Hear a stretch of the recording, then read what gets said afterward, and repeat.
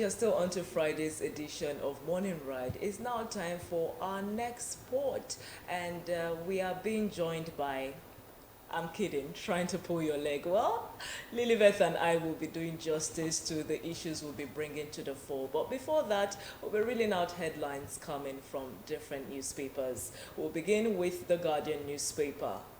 It says, Old Age Distress, how weak safety nets make senior citizens street beggars and destitute. Disco's ration 2,830 megawatts as gas shortages cut power supply. Dangote refinery assures local supply amid global crisis disruption. Senate summons NMPCL former bosses over unaccounted 210 trillion naira. And then we have the Mr. and Mrs. Corner, and this story here says, federal government begins nationwide crackdown on irregular migrants. ABGA, APC, others spent 16.9 billion naira in 2025 Anambra Goba poll. Drug case against Abba Kyari on cause, NDLEA clarifies. Stella Odua seeks plea bargain deal over 2.5 billion naira fraud. 2027, IPAC threatens boycott as Afenifere backs Southern presidency. And lastly, looking at the Guardian newspaper, it says credit to government spikes by 37% as private sector lending stalls. The Nigerian Tribune is next. The screaming story says gunmen wreak havoc in Ondo, Oyo, and Kebbi. Details on page 12. The writer says, disguised as vigilante men to kidnap 4 on Kiahi Igbeti Road. Abduct wife, shoot husband in Ondo. Kill 2 police officers in Kebbi after attack on border post. We have rescued Igbeti kidnapped victims, and this according to the Oyo government. Google introduces Yoruba Hausa support for AI search in Nigeria. Details on page 4. Tinubu governors other eminent Nigerians to grace Obafemi Awolowo Foundation 2026 Memorial Lecture today. And on PIA, Nigeria upstream producers have failed to supply crude to refinery. This is according to Dangote.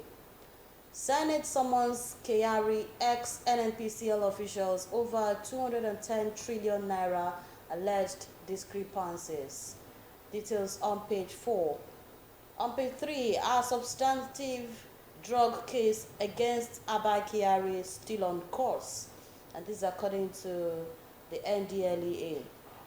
As court acquits him of non-declaration of assets case. Tinubu resolves OPL 245 disputes with any 15 years after, unlocks 150,000 BPD of crude. Senator Dixon dumps PDP, joins NDC. SANU issues fresh threat over delay in renegotiation February salaries. And under health, we have scientists develop universal nasal spray vaccine against COVID-19 flu and pneumonia. Wow. The Punch newspaper is next with these headlines. US-Iran war. Marketers, Dangote trade words over petrol price. Imported petrol cheaper than Dangote's by 64 naira per litre. This is coming from marketers. Defy Middle East war to import petrol. Dangote challenges marketers. Now at the top strip of the Punch newspaper, it says pension fund hits 28 trillion naira as contributors exceed 11 million. Borno, hundreds still missing after Boko Haram attack. Osun government, campaigns begin March 11 as INEC finalizes candidates. And lastly, DIG Mba and others retire. 7 AIGs for promotion. Well, that's it on the Punch newspaper. All right, let's quickly look at the National Independent. Okay. Okay, the Daily Independent, rather. The Daily Independent says how foreign vessels are draining Nigerians' maritime wealth. Political party crisis distracting election planning, INEC warns. Electricity generation drops to 3,940 megawatts on gas supply crisis. Tinubu resolves OPL 245 dispute with Eni, unlocks deep water investment. MTN leverages broadband to shrink pay TV market, dominate telcos. FEC okays 100% annual salary as gratuity for retiring federal workers. Mid-East crisis, Dangote refinery vows to prioritize Nigeria, raises petrol price by 100 naira. Senator Seriake Dixon dumps PDP for NDC. ADC supporters storm court, demand judges recusal from case. Let's say the rider says party says Tinubu's government most incompetent in Nigeria's history. Okay. Court acquits Abba Kyari of assets non-declaration charge. Drug case against Kyari still on course, according to NDLEA. Details on page 29. Also on page, okay. All right, I think that's it on the Daily Independent. Moving on to the Daily Trust newspaper, it says Abba Kyari drug trial continues. This is coming from NDLEA. Unprepared leaders are Africa's problem. This is coming from Obasanjo. Smartphones prices to increase by 20% in Nigeria. Terrorists abduct over 100 women and children in Borno. Kano government, Garo, Takai, Falgore, tipped as impeachment plot begins. Detention, El Rufai petitions ICPC, demands 15.6 billion naira damages. Water scarcity worsens in FCT. And lastly, certificate verification mandatory for NYSC. This is coming from the minister. The Vanguard newspaper. Nasarawa, Kogi, Benue in grip of terror. Residents reveal routes. Transit camps. Details on page 14. The rider is much there, but let's take one rider. It says how border communities, forest corridors fail attacks. Nasarawa border communities, major transit points for terrorists heading to Benue. And this is according to Farmer. Okay. Nasarawa border communities, major transit. So if that's a major transit, then the security personnel should do something about that. Okay, so let's see. Middle East war spreads as Trump says he must okay Iran's next supreme leader. Amend Electoral Act or we will boycott 2027 elections. And this according to IPAC. Details on page 5. I know you want to read that story. Senate summons Mele Kyari, Ajia, others over unaccounted 210 trillion naira. Power crisis worsens as generation drops 11% to 2,898 megawatts. NISO blames poor gas supply. Nigeria is poor because we celebrate looters, and this according to Peter Obi. Details on page 9.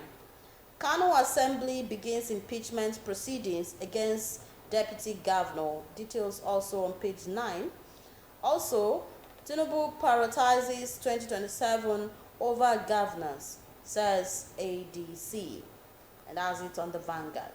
Well, looking at the Nation newspaper, it says Senator Dixon dumps PDP for new party NDC.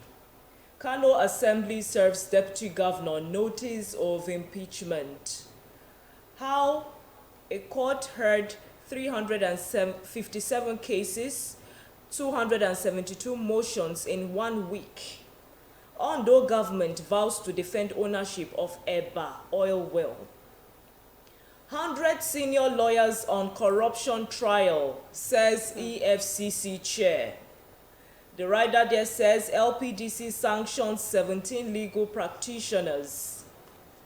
Masari is presidential advisor on politics. Resolution of OPL 245 rift to swell oil output by 150,000 BPD. Tinubu facilitates end of crisis. Dangote refinery absorbing 20% of crude oil escalation. And lastly, screening of 50,000 police constable recruitment begins on Monday. The New Telegraph is next. Financial irregularities. Senate directs NNPCL to refund 210 trillion naira.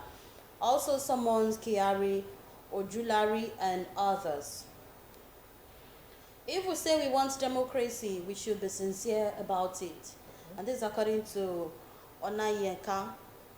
US closes embassy in Kuwait as Iran war escalates. Dentists can help detect undiagnosed diabetes, and this is according to study. Middle East crisis, IMF advocates adequate forex reserves for Nigeria and others. Gratuity, FD approves 100% annual pay for retiring workers. Court acquits Abba Kyari, 2 brothers, on charges of non-disclosure of assets. We have IPAC threatens to boycott 2027 polls. How pressure from Finance Ministry cost funds clashes, policy setback. And finally, FG signs deal with any Ajib ends 15-year OPL 245 disputes. Details on page 3. Okay, I think the Daily Sun is next. It says Anambra regains oil wells from Delta, expects increased derivation revenue. Reps approve 140 billion naira SEDC's 2026 budget proposal. According to them, will make region investment hub in 10 years. This is coming from MD. ADC, APC fight over Tinubu's scorecard. His government incompetent, says coalition party. President has done well. This is coming from the ruling party. Terrorist attack soldiers, kill imam, kidnap scores in Borno. NDLEA insists substantive drug case against Abba Kyari on cause. Motorists to pay airport tolls with cash and card. This is coming from FAN. And lastly, Senate summons Mele Kyari Ajia over. Senate summons Mele Kyari Ajia others over unaccounted 210 trillion naira. I'm even stuttering as I'm even calling the money. Okay, the Nation is next. Resolution of OPL 245 rifts to swell oil output by 150,000 BPD. Dangote refinery absorbing 20% of crude oil escalation. Senator Dixon dumps PDP for new party NDC. Kano Assembly serves Deputy Governor notice of impeachment. How Apex Court heard 357 cases, 272 motions in 1 week. Under government vows to defend ownership of Eba oil well.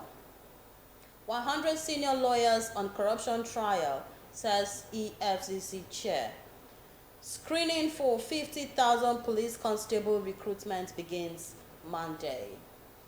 So, Tinubu facilitates end of crisis. That's it. Well, we'll now head back to the studio where we are being told that time is not our friend. So we'll just get to analyze one or two stories and quickly move to our next sport. Well, one of the stories that caught my attention is on the Punch newspapers concerning this US and Iran war. You know, I didn't know that it was going to affect us this much, but at this point, marketers and Dangote are trading words over petrol prices. Now, imported petrol is cheaper than Dangote by 64 naira per litre. That's what marketers are saying. And Dangote is telling them, do you know what? Defy the Middle East war and import your own petrol. That's what Dangote is telling marketers. So it's a trade of words. They're trading words, and I don't know how this is going to be settled. But one thing for sure is that we are affected by the war because, like I said earlier, you know, it has increased the price in fuel, which is going to invariably increase the price of transportation, price of food, services. Everything is going to be on the increase. So what's your take on this, Lilith? Definitely the war is affecting not just Nigerians.